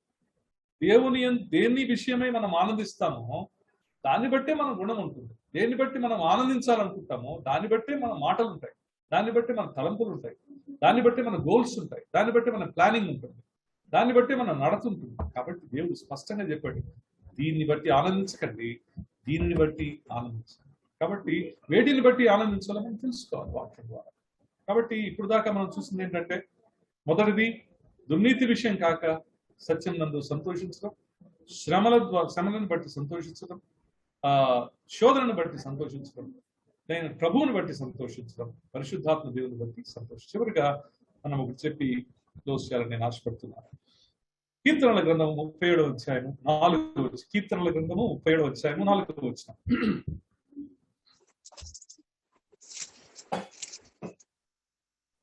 కీర్తనల గ్రంథము 37వ అధ్యాయం. యెహోవాను బట్టి సంతోషించుము, ఆయన నీ హృదయ వాంఛన తీర్చును. యెహోవాని బట్టి సంతోషించుము, ఆయన నీ హృదయ వాంఛలు తీర్చును. ఇది చాలా మంది యవనస్తులకి చాలా ఇష్టమైనవి వాక్యం ఇది. ఎందుకంటే యెహోవా యందు నేను సంతోషపడుతున్నాను, నా హృదయ వాంఛలను దేవుడు తీర్చేస్తాడు. ఈ విధంగానే ఒకసారి ఒక యవనస్తుడు న్యూ ఇయర్ కి వాగ్దానం తీసుకున్నాడు. ఇదే వాగ్దానం వచ్చింది, యెహోవా యందు సంతోషించుము, ఆయన నీ హృదయ వాంఛలు తీర్చును. చాలా సంతోషపడ్డాడు. నెక్స్ట్ డేనే యూత్ మీటింగ్ జరిగింది. ఈ విధంగానే యూత్ మీటింగ్ గ్యాదర్ అయ్యారు. అప్పుడు పాస్టర్ గారితో వచ్చి వాక్యం చూపించి అంటున్నాడు, పాస్టర్ గారు, మరి నాకు ఈ వాగ్దానం వచ్చింది, నా యూత్ మీటింగ్ కూడా అదే పనిగా నేను వచ్చాను, మరి నేను ఇష్టపడేటువంటి నా గర్ల్ ఫ్రెండ్ తో నాకు మ్యారేజ్ అవుతుందా? ఇది కాదు. నీ హృదయ వాంఛ తీర్చడం అంటే నేను ఈ విధంగా కోరుకుంటున్నాను, నా యొక్క పొరుగు వారు నాకంటే ఎక్కువ వృద్ధిలో పెంచేస్తున్నారు, వారిని తగ్గించాలి, లేకపోతే వారి ప్రమోషన్స్ ఆపండి, ఇటువంటి ప్రార్థనలు కాదు దేవుడు. లేకపోతే ప్రాపంచిక సంబంధమైనటువంటి దేన్ని దీనికి జత చేయడానికి లేదు. నీ హృదయ వాంఛను దేవుడు తీరుస్తాడు అంటే దాని అర్థం ఏంటంటే, నువ్వు ప్రాపంచికమైన విషయాలు కోరుకోవు. ఎప్పుడైతే యెహోవా యందు నీవు ఆనందిస్తావో ప్రాపంచికమైన విషయాలు నీవు కోరుకోవు. నీవు కోరుకునేది పరలోక సంబంధమైన విషయాలు మాత్రమే కోరుకుంటావు. ఎవరు చెప్తున్నారు? దేవుడే చెప్తున్నాడు. చూడండి, కీర్తన గ్రంథము 73వ అధ్యాయము, కీర్తనలు 73వ అధ్యాయము 25వ వచనం. అదే కీర్తనల గ్రంథంలో 73వ అధ్యాయము 25వ వచనాన్ని మనం చూసుకున్నాం.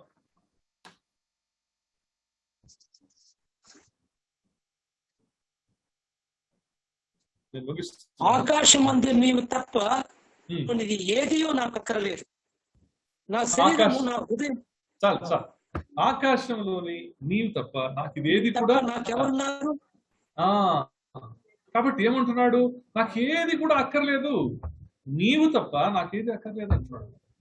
అంటే దాని అర్థం ఏంటంటే, పరలోక సంబంధమైన విషయాల గురించి నేను ఆలోచన చేస్తానే తప్ప మరి ఈ లోకంలో ఉన్న ఈ ధనం కానీ, లేకపోతే ఈ యొక్క స్టేటస్ కానీ, లేకపోతే జాబ్స్ అవి ఇవి వీటిని గురించి నాకు చింత లేదండి. నాకు కావాల్సింది పరలోక సంబంధం. కాబట్టి సమయోచితమైన కోరికను నేను కోరుకుంటా. యెహోవా యందు నేను ఆనందిస్తే ఆయన్ని ఆనందపరిచేటువంటి కోరిక నేను కోరుకుంటా. దాన్ని బట్టి నా హృదయ వాంఛను దేవుడు తీరుస్తాడు. It doesn't mean that he will not take care of you otherwise. అంటే మనకి ఏది కావాలో అది ఇవ్వకూడదు అని ఆయన కోరిక కాదు, కానీ సమయోచితమైన కోరికను నువ్వు కోరుకోవాలని దేవుడు ఆశపడతాడు. అది పరలోక సంబంధమైన కోరికను నువ్వు కోరుకోవాలని ఆశపడతాడు. మొదట ఆయన్ని నువ్వు వెతికితే ఇవన్నీ కూడా మనకి అనుగ్రహించబడతాయి అని దేవుని వాక్యం చెప్తుంది. కాబట్టి first things first you seek the kingdom of the Lord, then all these things will be added unto you. కాబట్టి మనం ఏది ముందు చేయాలో, ఏది చేసి ఆయన మనసును రంజింప చేయాలో ఆ విషయాన్ని మనం తెలుసుకొని నిజమైన ఆనందాన్ని మనం కలిగి మరి ముందుకు పోవాలని నేను మనసారా కోరుకుంటున్నాను. మరి చివరిగా ఒక వచనాన్ని చెప్పి నేను ముగిస్తాను.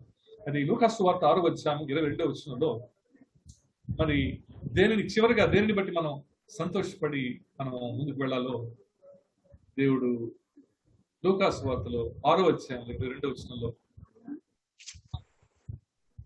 అప్పుడు పరిసయ్యులు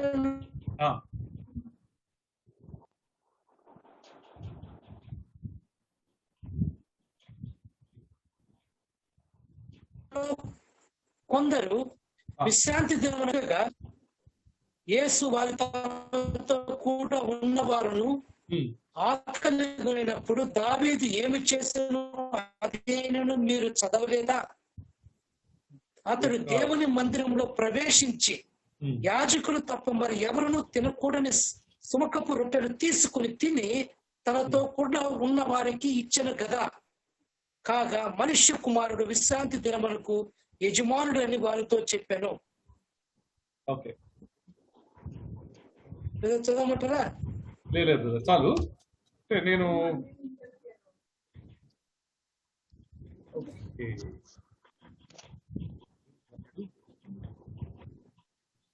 6:22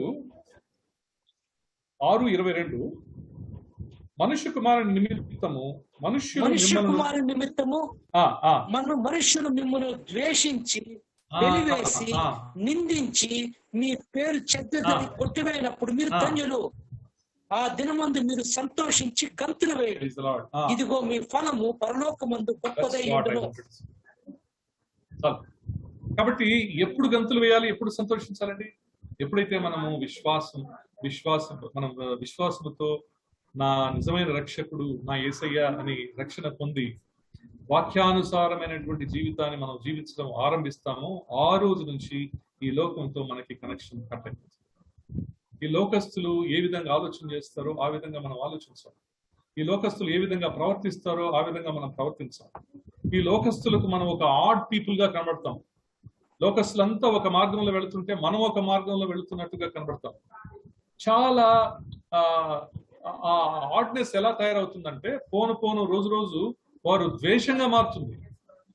వీరేనా పవిత్రులు, లేదా వీరేనా దేవుని బిడ్డలు, వీరికేనా పరలోక రాజ్యము, వీరికేనా స్వర్గము, వీరేనా మంచివాళ్ళు, వీర దేవుడే గొప్ప దేవుడా, ద్వేషంగా మారుతుంది. మనం చేసే ప్రతి మనిషిని చూపించే ప్రతి ప్రేమను విమర్శించడం మొదలు పెడతారు, ద్వేషించడం మొదలు పెడతారు. వీళ్ళైతే ఒక్కొక్కసారి మరి దేవుని బిడ్డ మీద చేసుకోవడం కూడా జరుగుతుంది.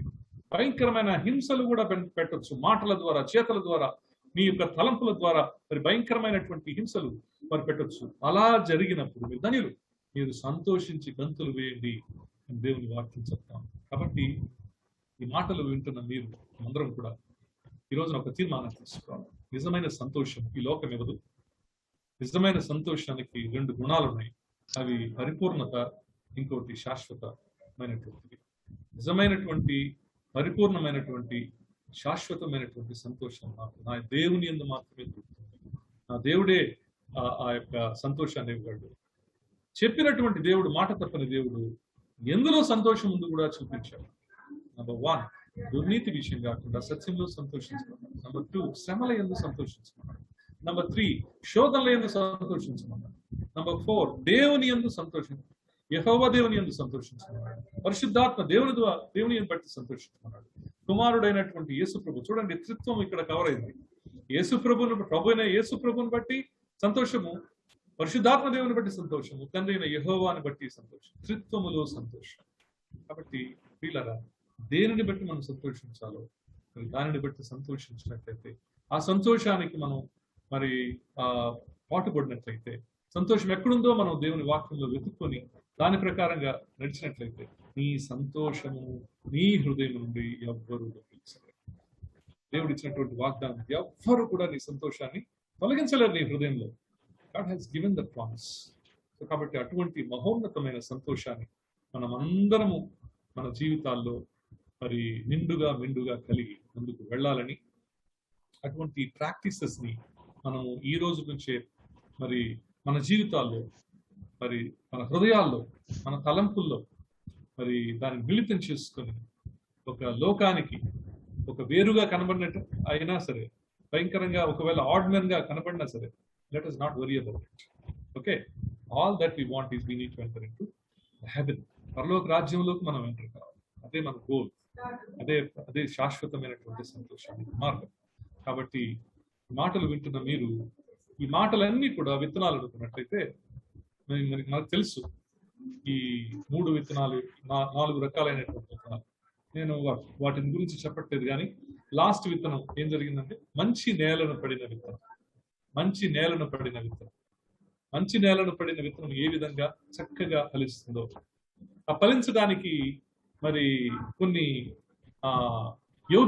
యోగ్యకరమైన మంచి మనస్సు కలిగి మరి ఓపికతో వాటిని పాటించి మరి ఎవరైతే ఉంటారో, విశ్వాసం ఉంటారో, వాళ్ళు నిజమైనటువంటి ఫలితాన్ని 100 వాళ్ళు ఫలిస్తారు. కాబట్టి ఫలితం 100 ఫలించడం అంటే దాని అర్థం ఏంటంటే, మరి దేవునికి ఇవ్వాల్సింది ఇవ్వటం ఒక రకమైన ఫలితం.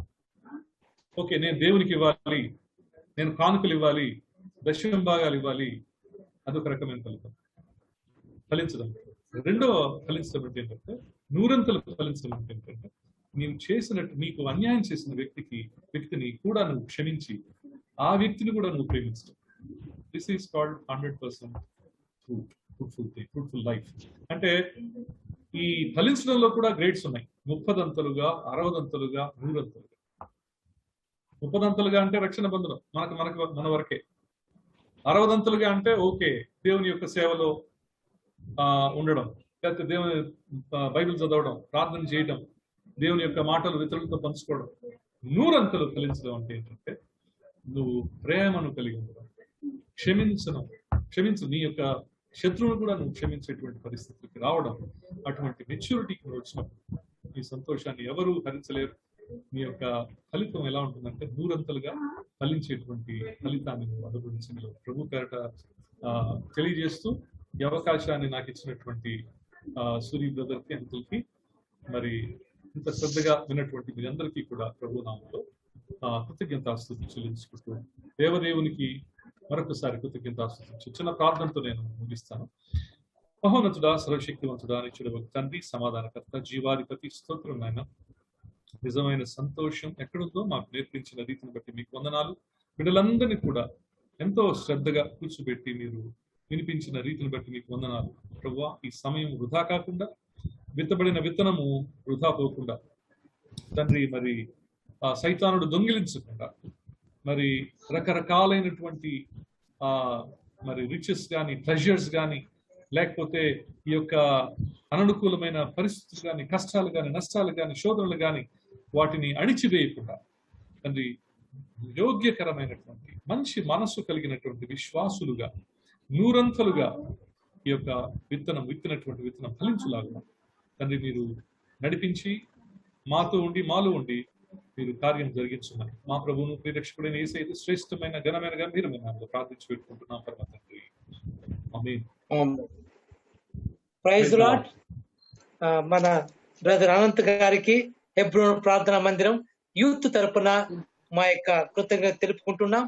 అడిగిన వెంటనే చక్కగా మీ యొక్క అంగీకారం చెప్పి ప్రార్థనా పూర్వకంగా చక్కగా దేవుని యొక్క వాక్యాన్ని దేవునికి మాకు మధ్యలో మీరు వాడబడి అందించినందుకు మా యొక్క హృదయపూర్వకమైనటువంటి థ్యాంక్స్, వందనాలు తెలుపుకుంటున్నాం. మిమ్మల్ని మీ సేవను మరి ప్రాముఖ్యంగా ఈ యొక్క కోవిడ్ నుంచి దేవుడు గొప్పగా మీ కుటుంబాన్ని తప్పించాడు. ఎంతగానో ప్రభుని స్తుతిస్తూ ఉన్నాం. నూతన శక్తి ఆరోగ్యం మీరు పొందుకొని విరివిగా యవనస్తుల మధ్యలో మీరు వాడబడాలని మా యొక్క ప్రార్థన. తప్పకుండా మీ కుటుంబాన్ని మిమ్మల్ని మా ప్రార్థనలో జ్ఞాపకం చేసుకుంటాం. మరొకసారి అవకాశం వచ్చినప్పుడు మనం కలుసుకుంటాం. చాలా థ్యాంక్స్, వందనాలు. మన మధ్యలో ఉన్నటువంటి పాస్టర్ ప్రసాద్ తాతయ్య ప్రార్థన చేస్తారు. ప్రార్థన ఆశీర్వాదాలతో మనం ముగించుకుందాం. యవన బిడ్డలు, నేను నమ్ముతూ ఉన్నాను, దేవుని స్తుతిస్తూ ఉన్నాను. ఈ యొక్క వర్తమానం మీకు ఆశీర్వాదకరంగా ఉండిందని ప్రార్థన చేయండి. Hello, thank you for your participation. Thank you, brothers. Thank you so much. God bless you. May God bless you and make you a blessing for others too. Thanks, uncle. I'm going to close the meeting with a prayer. Okay na? Yes, sir. Thank you. మా మంచి తండ్రి, దయగల దేవా, నీకు వందనాలు. ఈ కష్టకరమైన దినాల్లో ఒకరొకరు కలుసుకోలేని, ఒకరొకరు కరచాలనం చేసుకోలేని, మనస్ఫూర్తిగా మాట్లాడుకోలేని దినాల్లో కూడా మాకు ఇచ్చిన టెక్నాలజీని బట్టి ఈ విధంగా మేము వాడుకోవడానికి మీరు ఇచ్చిన కృప కొరకు స్తోత్రాలు చెల్లిస్తూ ఉన్నాం. ఎఫ్ఎస్సి 5వ అధ్యాయం 13 నుండి 16లో చెప్పిన రీతిగా ప్రతి పరిస్థితిలో కూడా ప్రభువా మేము ఏ అవకాశాన్ని కూడా విడిచిపెట్టకుండా మేము జీవించవలసిందిగా ఆదేశించావు. అదే ఇప్పుడు జరుగుతుంది. అందుకొరకై స్తోత్రాలు. నీవు వాడుకున్నా నీ దాసుని కొరకు స్తోత్రాలు, ఏర్పాటు చేసిన నీ బిడ్డల కొరకు స్తోత్రాలు, ఈ టెక్నాలజీ కొరకు స్తోత్రాలు, ఈ ఫోన్స్ దగ్గర పెట్టుకొని విన్న బిడ్డలందరి కొరకు స్తోత్రాలు. మీ వాక్యము వృధాగా పోదు, అది చేయవలసింది చేస్తుందని సెలవిచ్చావు. ఆ మాటను మేము నొక్కి నీ పాదాల దగ్గర పెట్టి ప్రార్థిస్తున్నాం. కార్యం జరిగించమని వేడుకుంటున్నాం. నువ్వు మంచి దేవుడవు. ఆ మాట పదే బైబిల్ అక్కడక్కడ రాయించి పెట్టావు. అందుకొరకు స్తుతిస్తూ నీ మంచితనాన్ని స్మరించుకుంటూ మా జీవితంలో సాగుటం కృపణిమని కోరుతూ జరిపించిన ఈ యొక్క కార్యక్రమం కొరకు వందనాలు చెల్లించి స్తుతి చెల్లించి మా ప్రియరక్షకుడైన యేసు ప్రభు పేర వినయముతో మరి వందనస్తులమై ప్రార్థించుకుంటున్నాం తండ్రి. ఆమేన్. సమస్త జ్ఞానం పెంచిన దేవుని సమాధానము మన ప్రభు అయిన యేసు క్రీస్తు ద్వారా మన హృదయమునకు, మన తలంపులకు కావలి ఉండి భద్రపరచును గాక. ఆమేన్. Thank you, Anand. Thanks, sir. Thank you, uncle. God bless you. Thank you, uncle. How are you, uncle? How is your health? By God's grace, పర్వాలేదు నాయనా. Thanks, uncle. Thank you. కాకపోతే I'm not moving outward. Safe, uncle. Outward movements ఏమి లేవు. No, not required. ఇంటి పట్టునే ఉంటున్నాను. Okay. ప్రియమైన పిల్లలు, యవనస్తులారా, మీరు చాలా మంది పార్టిసిపేట్ చేశారని నమ్ముతున్నాను. మా తరపున మీకు అందరికీ వందనాలు. అదే విధంగా భవిష్యత్తులో కూడా మీరు ఈ విధంగా కలుసుకోండి. మీతో పాటు మరి కొద్ది మందిని తీసుకొని దేవుని వాక్యం వినిపింపచేయండి. మీకు ఆశీర్వాదం, వారు కూడా ఆశీర్వదింపబడతారు. ఒకవేళ ప్రభు రాకడ సూచనలు ఎక్కువ కనబడుతున్నాయి. ప్రభు రావడమే తథ్యమైతే మనమందరం కూడా ఎత్తబడాల. ఏ వయసు వారు కూడా మినహాయింపు లేదు. అది గుర్తుపెట్టుకోండి. మీకు కూడా నా వందనాలు చెల్లిస్తున్నాను. Thank you Anant. Thanks, uncle. Thank you so much. Okay. Good wishes. Thank you, Suri. Thank you. Thank you very